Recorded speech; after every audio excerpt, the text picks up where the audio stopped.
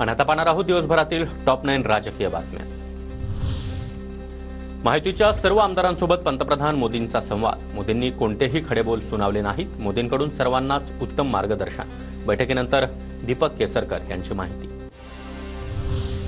एकमेकांविषयी द्वेषभावना ठेवू नका। महायुतीमधील पक्षांनी एकमेकांमध्ये समन्वय ठेवा। पंतप्रधान मोदींचा आमदारांना सल्ला। जनतेपर्यंत पोहोचून जनसंपर्क वाढवण्याचं देखील आवाहन। मुंबईच्या विकासासाठी येत असल्यास मोदींचं स्वागत। मोदी लवकरच मणिपूरला देखील जातील ही अपेक्षा। मोदींच्या मुंबई दौऱ्यावरून संजय राऊतांचा टोला। अमित शहांची तडीपारी दरोडा चोरीसाठी नव्हती। शरद पवारांच्या शहांवरील वक्तव्यानंतर विनोद तावडे यांचं ट्विट। राष्ट्रवादीच्या बैठकीमध्ये अजितदादांकडून फडणवीसांबाबत नाराजी। मंत्री बाबासाहेब पाटील आणि मुश्रीफांच्या खात्यामधील 2 निर्णयांना मुख्यमंत्र्यांकडून परस्पर स्थगिती।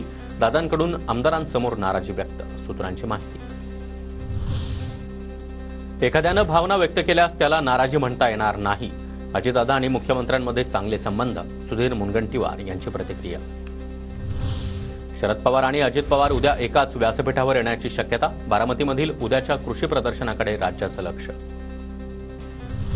रत्नागिरीमध्ये पालकमंत्री पदावरून भाजप आणि शिंदे गटात रस्सीखेच। रत्नागिरीच्या पालकमंत्री पदासाठी उदय सामंत यांच्या नावाची चर्चा। संख्याबळ जास्त असल्यानं भाजपही पालकमंत्री पदासाठी आग्रही।